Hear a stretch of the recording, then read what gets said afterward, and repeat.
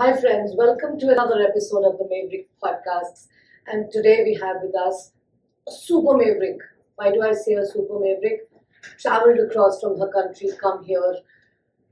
And it's just not the travel part, it's the determination with which she has come here.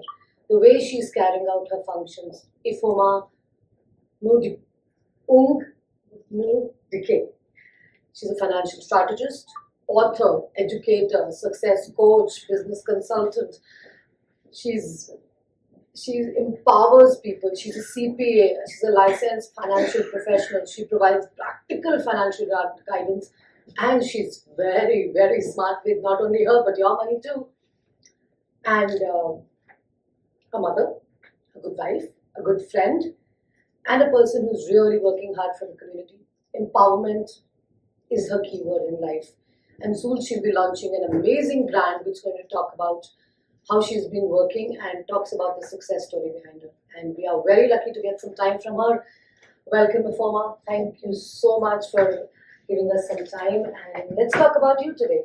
Thank you so much for that great introduction, and thank you for having me here on your show.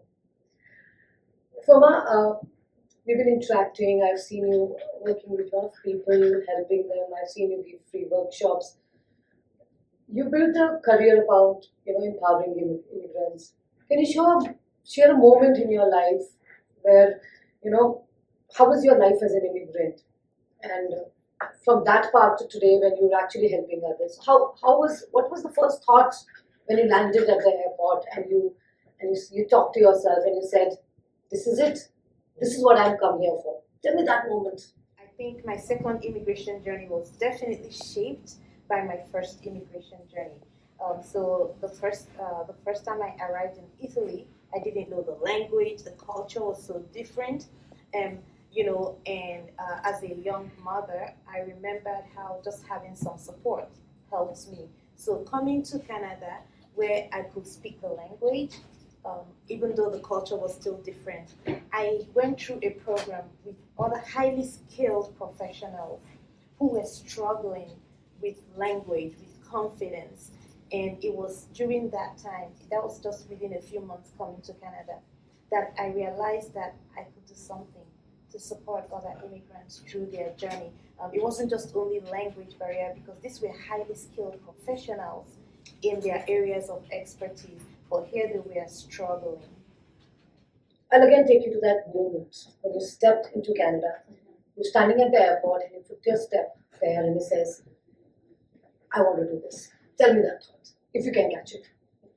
Well, you need to know that when I stepped into Canada, it was below 40 degrees Celsius, and I had little children, double stroller. So definitely, my first thought was, "What did we get ourselves into?" it was nothing near fun. It was like, this is a very cold place. What did I get myself into? But of course, the next thoughts were, how we're gonna not just survive in this place, but thrive, because it's so far from home. The lady is thriving, and not only thriving herself, she's making lots of other people thrive, to the fact that she's written a book about how you can empower, how you can do it well for yourself. She's authored a book, and coming from the fact that she was an immigrant and now she's coming to this country telling the people in the right manner to do the right things. Tell us, how did you get the courage? Where did this courage come from? Just tell me, tell me about that difficult time when why did you write that? To tell the story of that book, we need more than a few minutes. But I'm going to tell you, actually, that book was birthed many years ago.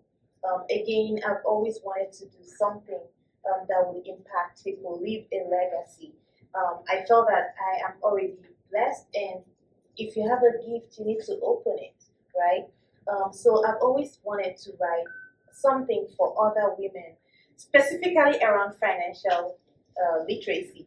However, a good mentor of mine said, "𝐓𝐿𝐴oma, you have more than that to give," right? So during the pandemic, as all of us were going through a lot of challenges happening at the same time, I reminded myself that, as an immigrant, this is just what life is like.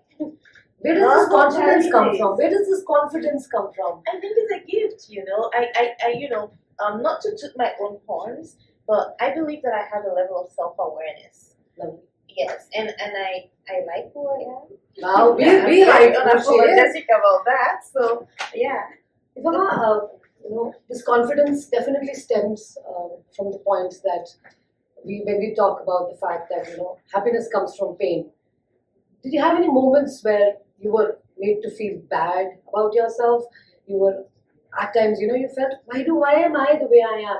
Or was it always the push, you were pushing back people and you thought, oh my God, I can't be, I'm not what they're thinking, I am somebody else.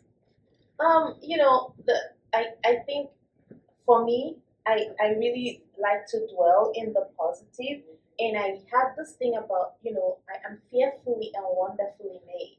So I always appreciate who I am. That does not mean that at times I don't feel like I could be better, but I quickly recognize that I can't change my height. I can't change some things about me. I can't change my color.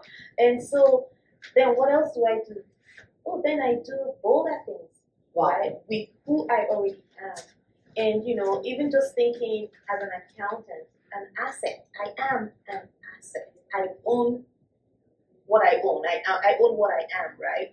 And so, if I get down, or like when I was bigger in size and I was struggling to lose some weight, I often reminded myself that there are a lot of things in my body that are working all right, and so I'm gonna use those. God bless. From the role of a mother stepping into this country, the immigrant, the hard-working woman, getting a job, learning new things, upskilling yourself. Which was the first leadership role that you took up, and how did you get into it? Tell us about something about that story. By leadership role, I'm guessing you mean like in corporate, right? Yes. When you I've always been a leader, like unapologetic about that, because I'm the first child of my parents. I have 4 siblings, and I think it's just assumed that you're gonna be a leader. So it didn't matter the role, the position. Whenever I step into a place, a change needed to be made, I would be the first person to step up and take that on. Didn't matter how challenging. But in terms of titles and positions, I stayed home for 10 years as a stay-at-home mom. You did? I did. So I recognized when I got back into corporate that I needed to move quickly. So I was very strategic about the places I was engaging in. I was leveraging my expertise, even though I didn't work for 10 years. I found myself on boards, to be able to volunteer, but be hanging around leaders and be seen as a leader myself. And so, I think that helped me to propel myself faster. But I also believe strongly that I have a voice that needs to be heard. Your voice is the way it escapes through and the way it echoes and the way you make lives and families do so well. I think you don't have a voice. You have a communication pattern in which you transform lives with this little meek voice which inside starts and says, oh, you can do it. And then you tell others, you can do it. And then everybody does it. You've coached so many women and going through this journey. Have you ever felt inside or, that being a woman of color has given you a tough job or has given you a little, you got to push back and you had to, push it further back, and which were your qualities which just pushed everything aside and gave you that role there?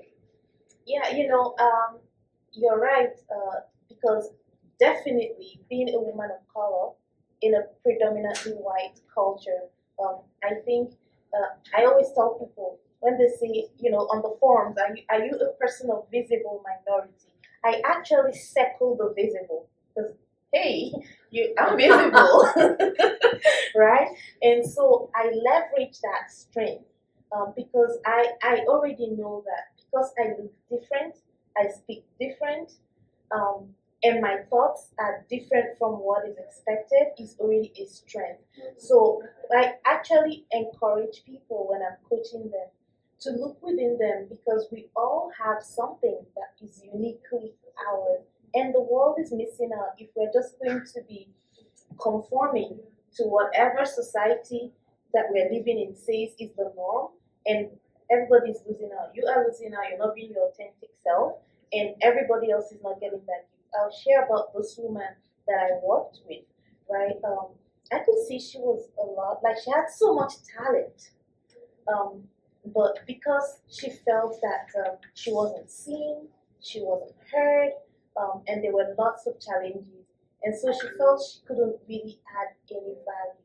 But just my interaction with her, I was like, no, you can't hide this. Like, it's a crime actually for you to be given all this gifts, Wow. you know, and you hide it. And and she had 3 children, right? And it was interesting to see her blossom. But you know what? Even her children appreciated who she was becoming. So, because you've closely worked with a lot of immigrant women, you worked with the corporate sector, you've seen how the society is evolving, you've done some amazing solution making in that space. How would you say, are you a change agent, are you an alchemist, or are you a change maker? Change agent. Wow. You know that. I love it.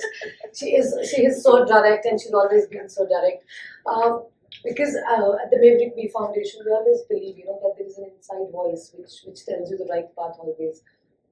How strong that inside voice is, if you're not inside you? Does you talk to? Very strong. I have seen you work, and you as in mind communication over the past 6 months that I've known you has been, we've almost got into that space of spoken in spiritual terms. Yeah. So tell us something about your spiritual side. How do you keep yourself grounded, and what is it that just keeps you going like this? I would not say a rebel. I would say she's there and she's like, I'm going to be starting the queue right here behind me. How do you do that? I believe that we are all spiritual beings in physical forms, Yeah. no matter how we want to see it. And so for me, my spirit man is active, and I cannot stop it from doing what it needs to do here on earth. And so how do I keep myself grounded? Like I said, I'm fearfully and wonderfully made. Like, what's not awesome about that? But how do I bring that into physical manifestation? I always tell people that I go for a silent retreat, at least once a year. Go out there, be silent for the entire weekend, and let that spirit within me speak to me, challenge me, push me, tell me things that I don't want to hear and what needs to be done. And then when I come out from that experience, I am transformed. And I know that anybody I cross their path, we're going to be enjoying this journey together. So that's one of the things I do. I also love to reflect. So when I struggle when I don't find the time to reflect in our busy world, I feel I'm just doing, and I'm like, I don't know what I'm doing. Yeah. Tell us about that one moment when you felt, I am vulnerable, I need help. Have you asked for help? Do you have a mentor? Have you gone up to somebody and says, Ifeoma needs help? Mm-hmm. A lot of times, Ifeoma is always needing help. Is that one moment where you were vulnerable and Yes. you were guided, and Yes. somebody gave you that light and you walked that path? Tell us something about that. Absolutely. And this wasn't too long ago. That was just before I started working for myself. The last place I worked in, I was very challenged. It is challenging when your voice, when people actually are threatened by who you are, by the truth that you share, and the passion with which you do the right thing. So I had a lot of people that did not like that, and I didn't quite have any friends in that environment. And so even, speaking to people that may be listening, it's actually important in a workplace or wherever you are to have friends. So not having any friends, I was exposed to now try to talk to the people that were not really going to help me. And they took that, and it was not working for me. And I was specifically always saying, I am working from a place of weakness, not a place of strength. And that's against my nature. And that leads to a lot of things. I was always sick. There was the mental wellness that was being impacted, my family relationships. I needed to tell myself the truth that this isn't the right environment. The people do not appreciate you. You're being hurt, and you're not being heard. You need to get out. So you let go of that entire situation? I had to. Was it a tough decision? It was very tough. I know it was a very challenging, because how do you just leave, right? But it was something that had to be done. And I'm always appreciative, because I think God does often tell us, I've been trying to give you the signs, you need to leave here, and you refuse, so I'm going to do it for you. So how many shades does 𝐓𝐿ma has? Or how many shades? So if you're familiar with a lot of Black people, you may have heard of code switching. So we do that. Yeah. But I've come to the place, I think it was, when I turned 40, I'm like, yeah, this is my year of being bold. I was like, I'm just so done with this. No politics, no nothing. I'm just gonna be me. You guys gotta see who I am. Whether it's my hair, whether it's the way I move my hair when I'm talking, I didn't care. By the way, I've been very fond of this thing that you've been, this hairstyle that you've been carrying for a while. Yeah. And, So it's often challenging to be who you are in places where you're not accepted for who you are. And so, but at my age, at this time, I'm okay. I don't care. That's who I am. So yes, I am me. Wherever you hear something that is not like me, that person is lying. So if we today, this 𝐓𝐿ma has to talk to that 15-year-old 𝐓𝐿ma, what would you tell her?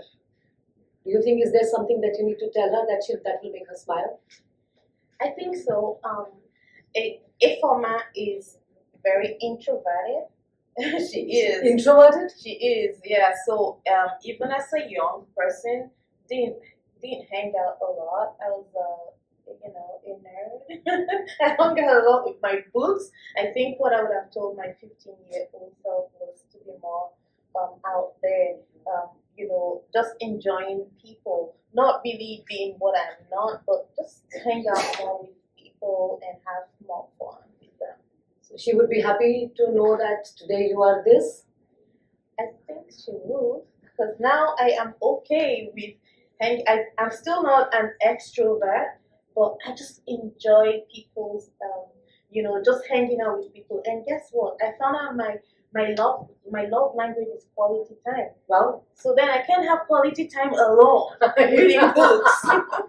So tell me, there is some trait or something that you were brought up with, something that was a part of your culture, something that was a part of your upbringing. You had to let that go to be at peace with who you are today. Again, it's just challenging the status quo, challenging norms. I don't know, if somebody says to me, you must eat lunch at noon, I'm like, why? Like, whose law is that? who formed that law? So and so with every culture, with every society, there are certain norms. I mean, there is norms that I would not challenge. It makes sense, it protects us. But those ones that I'm not even sure why, like maybe my grandma used to put her milk backwards and nobody knows why, and maybe she didn't even know why herself. And so I continue to do that, like, why? So I like to ask why a lot and challenge them. Wow. One message for your family here? My family, like my family? Yes, your family. One message for your family back home.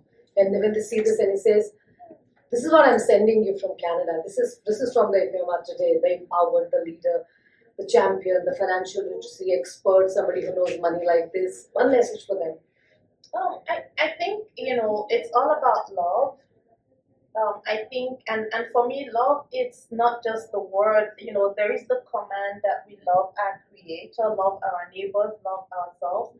But I've also learned to work with this acronym love, which is listen, be open, be vulnerable, and have not just being empathetic, but have that emotional intelligence. And I think if we all embrace love and come from, a place of love, that the world is gonna be a better place. Wow, this woman has come a long, long way. Would you want to talk about the new brand that you're launching soon? Would you want to give a little sneak peek into this? And or you just want to do the big thing, or you want to talk about what is it about, even if you don't want to give the name right now? Of course, I won't give the name. The big launch is gonna be one of the names gonna be these. But yes, I have been working on something, and Richa is part of my mentors, all my other people that are rooting for me with this project. But I'm really excited because it is something that is gonna really impact women in a good way. Not in a good way, in a big way, a big good way. And when women are impacted, you just know the ripple effect in the entire family, units, community. So I am working on something really big for women in our communities, and I'm excited. And it's not just one, the two things she's coming up with very Yes. soon. It's going to be a huge surprise. We are hopeful for launching it very soon. I'm not going to tell you. I'm not telling anybody. We're going to keep it a secret. God bless. Ifeoma, one message for the people out there, one strong message, and that will be real hard and real tracking one. How do you collect yourself and just keep going? That's I think to just leave one message for people, and something I hope that everybody reminds themselves of. It's tough out there. It has always been. There's always gonna be challenges in life, but we're here for a reason. We all have a purpose. If you don't know yet what that purpose is, it is something that you need to work on. But then remember that you already have all you need within you. That spirit within you has got you, and you have all you need. Ask for help, reach out to people, but discover who you are and rediscover it. Because when you become who you are truly meant to be and it's flowing, you're unstoppable. And that's when you become the Maverick. Yeah. That's exactly why this lady out here, the smiling face over here, the alchemist, the change agent, the financial experts, one of the faces which will always come to your mind when you're struggling, because never say never. And this is a never dying spirit, the Maverick me. This is Richa with Ifeoma. Thank you so much.